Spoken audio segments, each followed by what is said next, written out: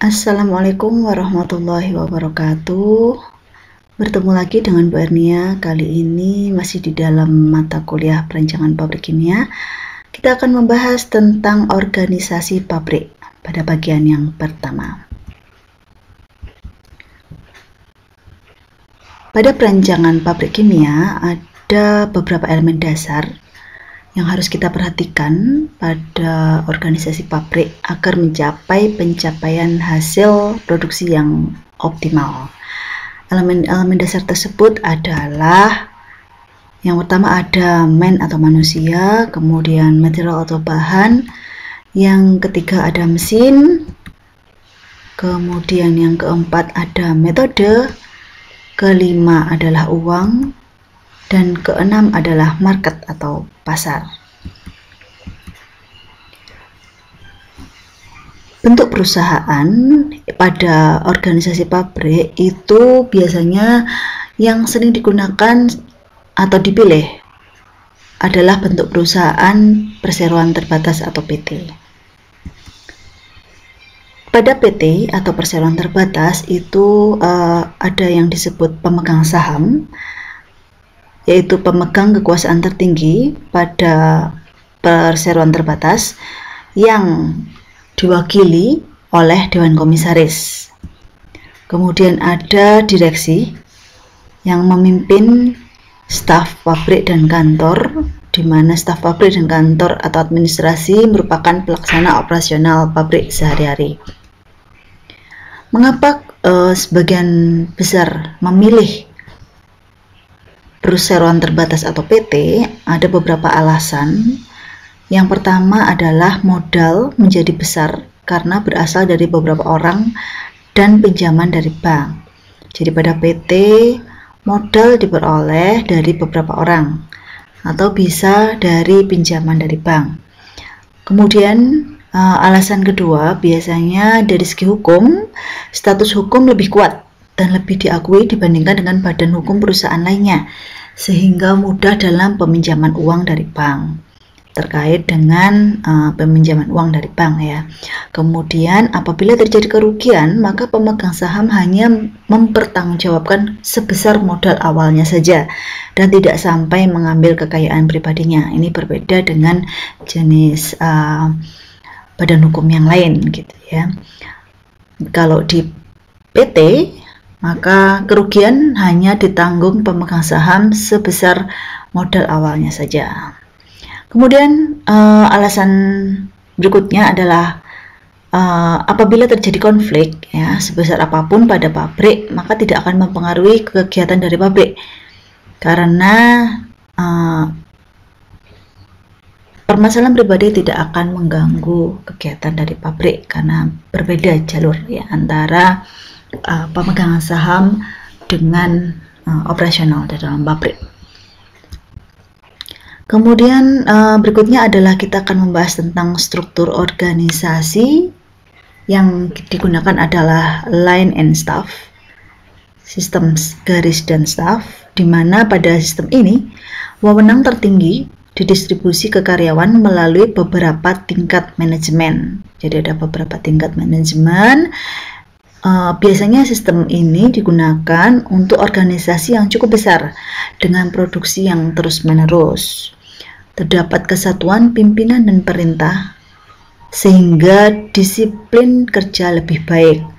Masing-masing kepala bagian atau manajer secara langsung bertanggung jawab atas aktivitas yang dilakukan untuk mencapai tujuan. Pimpinan tertinggi dipegang oleh seorang direktur yang bertanggung jawab kepada Dewan Komisaris. Anggota Dewan Komisaris merupakan wakil-wakil dari pemegang saham dan dilengkapi dengan staf ahli yang bertugas memberikan nasihat dan saran kepada direktur. Nah, pada struktur organisasi sistem line and staff ini kita bisa melihat seperti ini ya bagannya. Jadi pemegang kekuasaan tertinggi adalah di pemegang saham, yang diwakilkan oleh Dewan Komisaris. Kemudian di bawah Dewan Komisaris itu ada Direktur Utama. Nanti masing-masing ini akan kita bahas ya secara tersendiri tugas dan wewenang masing-masing. Kemudian di bawah Direktur Utama ada yang disebut Dewan Internal Audit ya, untuk mengaudit secara keseluruhan ya. Kemudian ada sekretaris yang membantu direktur utama. Kemudian dibagi menjadi beberapa direktur bagian ya.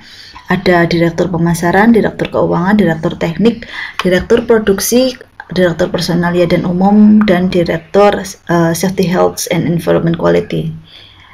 Nah, di masing-masing direktur tersebut juga ada bawahannya yang dikepalai oleh manajer. Kalau di bawah direktur pemasaran itu ada manajer pemasaran, di bawah direktur keuangan ada manajer keuangan, direktur teknik ada manajer operasi, manajer maintenance, manajer technical, manajer logistik. Di bawah direktur produksi ada manajer produksi, manajer quality control dan quality analysis. Kemudian di bawah direktur personalia umum ada manajer HRD, kemudian direktur safety, health and environment quality tidak ada bawahnya ya. Oke, kemudian tugas dan tanggung jawab atau description dari masing-masing struktur pada organisasi dengan sistem line and staff ini. Ada pemegang saham, ada dewan komisaris, direktur utama, ada manajer, ada kepala bagian, di mana kepala bagian ini terdiri dari kabak produksi, kabak pemasaran, kabak teknik, kabak keuangan, kabak umum, dan lead bank. Kemudian ada kepala regu. Nah, kita akan bahas satu persatu. Pemegang saham. Jadi pemegang saham adalah pemilik perusahaan di mana jumlah modal yang dimiliki sebatas besarnya saham yang dimiliki. Nah, ada yang namanya rapat umum pemegang saham. Pada rapat umum pemegang saham ini, para pemegang saham membahas tentang beberapa hal seperti itu ya. Jadi biasanya dilakukan secara kontinu, artinya setiap 1 tahun sekali misalkan, atau kondisional juga ya, rapat umum pemegang saham dilaksanakan, tetapi pada umumnya setahun sekali. Nah, wewenang dari pemegang saham sendiri itu yaitu antara lain mengangkat dan memberhentikan dewan komisaris, mengangkat dan memberhentikan dewan direksi, mengesahkan hasil usaha serta neraca untung rugi tahunan. Nah, itu adalah pemegang saham. Dan yang kedua ada dewan komisaris. Dewan komisaris adalah badan kekuasaan tertinggi dalam perusahaan yang bertindak sebagai wakil pemegang saham. Jadi pemegang saham atau pemilik modal itu akan diwakili oleh dewan komisaris yang wewenang dan tugasnya adalah menentukan kebijakan perusahaan, mengevaluasi dan mengawasi hasil yang diperoleh perusahaan, memberikan nasihat kepada direktur bila direktur ingin mengadakan perubahan dalam perusahaan, dan menyetujui atau menolak rancangan yang akan diajukan oleh direktur. Nah, ini adalah tugas dan wewenang dari dewan komisaris. Kemudian direktur utama merupakan pimpinan eksekutif tertinggi di perusahaan, di mana dalam menjalankan tugas sehari-hari dibantu oleh direktur teknik dan direktur administrasi. Tugasnya dan wewenangnya adalah melaksanakan kebijakan perusahaan dan mempertanggungjawabkan kepada pemegang saham pada masa akhir jabatannya, menjaga kestabilan organisasi perusahaan dan membantu kontinuitas hubungan yang baik antara pemegang saham, pimpinan dan konsumen dan karyawan, mengangkat dan memberhentikan kepala bagian dengan persetujuan dari RUPS, rapat umum pemegang saham, dan bekerja sama dengan direktur produksi, direktur keuangan, dan umum dalam menjalankan perusahaan. Oke, kemudian di bawah direktur utama itu ada direktur teknik dan produksi, di mana tugas dari direktur teknik dan produksi adalah bertanggung jawab pada direktur utama pada bidang produksi, teknik dan pemasaran, kemudian mengkoordinir, mengatur, serta mengawasi pelaksanaan pekerjaan kepala bagian yang menjadi bawahannya. Sedangkan tugas Direktur Keuangan dan Umum adalah bertanggung jawab kepada Direktur Utama pada bidang keuangan serta layanan umum, mengkoordinir dan mengawasi pelaksanaan pekerjaan kepala bagian yang menjadi bawahannya. Kemudian selanjutnya ada manajer, di mana manajer dalam pabrik biasanya dibagi menjadi dua, yaitu manajer pabrik atau plant manager dan manajer kantor atau office manager. Di mana manajer pabrik bertanggung jawab kepada direktur teknik dan produksi, mengkoordinir dan mengawasi pelaksanaan pekerjaan dan kepala-kepala bagian melakukan tugas-tugas yang diberikan oleh direktur. Kemudian manajer kantor atau office manager bertanggung jawab kepada direktur administrasi, mengkoordinir dan mengawasi pelaksanaan pekerjaan kepala-kepala bagian dan melakukan tugas-tugas yang diberikan oleh direktur. Kemudian kepala bagian ini bertugas mengkoordinir, mengatur dan mengawasi pelaksanaan pekerjaan dalam lingkungan bagiannya sesuai dengan kebijakan yang diberikan oleh pimpinan perusahaan. Nah, di sini kepala bagian itu dibagi menjadi beberapa kabak ya. Ada kepala bagian produksi atau kabak produksi, kepala bagian pemasaran, kepala bagian teknik, kepala bagian keuangan, kepala bagian umum dan lead bank. Kepala bagian produksi bertugas bertanggung jawab kepada direktur produksi dalam bidang mutu dan kelancaran produksi. Membawahi seksi proses, seksi pengendalian, seksi laboratorium, dan seksi utilitas. Di mana seksi proses mengawasi jalannya proses dan produksi dan menjalankan tindakan sepenuhnya pada peralatan produksi yang mengalami kerusakan sebelum diperbaiki oleh seksi yang berwenang. Kemudian seksi pengendalian mengawasi hal-hal yang dapat mengancam keselamatan pekerja dan mengurangi potensi bahaya yang ada. Seksi laboratorium mengawasi dan menganalisa mutu serta bahan pembuatan, mengawasi dan menganalisa mutu produksi, mengawasi hal-hal yang berhubungan dengan bagian pabrik dan membuat laporan berkala kepada biro produksi. Sedangkan seksi utilitas melaksanakan dan mengatur sarana utilitas untuk memenuhi kebutuhan proses, kebutuhan air, uap air, dan tenaga listrik. Kemudian ada kepala bagian pemasaran, tugasnya bertanggung jawab kepada direktur produksi dalam bidang bahan baku pemasaran hasil produksi. Kabak pemasaran membawahi seksi pembelian dan seksi pemasaran, di mana seksi pembelian melaksanakan pembelian barang dan peralatan yang dibutuhkan pemasaran, mengetahui harga pasaran dan mutu bahan baku, serta mengatur keluar masuk bahan dan alat dari gudang. Kemudian ada seksi pemasaran yang bertugas untuk merencanakan strategis hasil produksi dan mengatur distribusi hasil produksi dan gudang.